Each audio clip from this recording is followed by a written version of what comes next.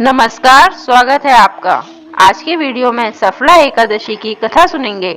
अर्जुन बोले, हे भगवान, पौष मास के कृष्ण पक्ष की एकादशी का क्या नाम है?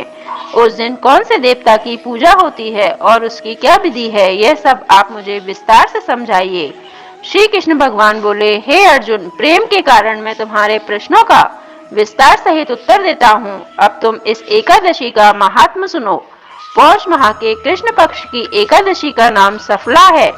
इस एकादशी के देवता नारायण हैं। इस एकादशी का पहले लिखी विधि अनुसार व्रत करना चाहिए और नारायण जी की सफला नाम की एकादशी में मुझे ऋतु के अनुकूल फल अर्पण करें। मनुष्य को 5 सहस्त्र वर्ष तपस्या करने से जिस पुण्य का फल मिलता है, वह पुण्य भक्ति पूर्वक रात्रि जागरण सहित सफला एकादशी का व्रत करने से मिलता है। हे अर्जुन, अब तुम सफला एकादशी की कथा ध्यान पूर्वक सुनो। चंपावती नगरी में एक महिष्ममान नाम का राजा राज्य करता था। उस राजा के 4 पुत्र थे। उन पुत्रों में सबसे बड़ा लुम्पक राजा नाम का पुत्र महापापी था।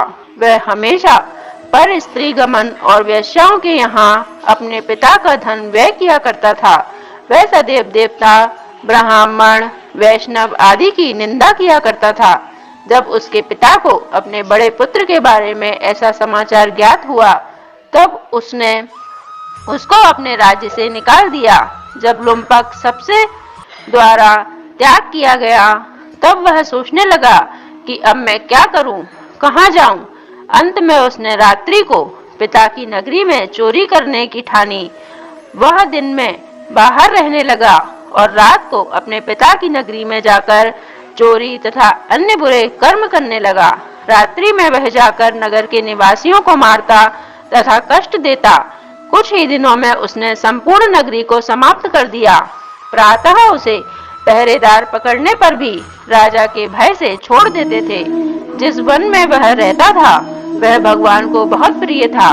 उस वन में एक बहुत पुराना पीपल का वृक्ष था। उस वन को सब लोग देवताओं का क्रीड़ा स्थल मानते थे।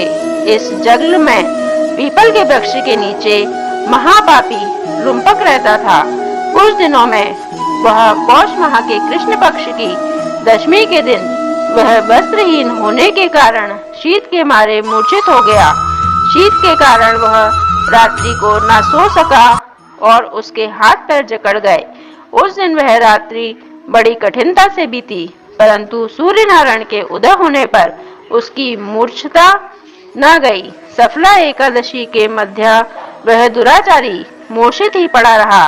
जब सूर्य की गर्मी उसके कुछ शरीर पर पड़ी, तब उसे होश आया और अपने स्थान से उठकर गिरते पड़ते वन में भोजन की खोज में चल पड़ा। उस दिन वह जीवों को मारने में असमर्थ था, इसलिए जमीन पर गिरे हुए फलों को लेकर पीपल के वृक्ष के नीचे आया। तब तक सूर्य भगवान अस्ताचल को प्रस्थान कर गए। उसने उन फलों को पीपल की जड़ के पास रख दिया और कहने लगा, हे भगवान, इन फलों से आप ही तृप्त होवें। ऐसा कहकर वह रोने लगा और रात्रि में उसे नींद न आई।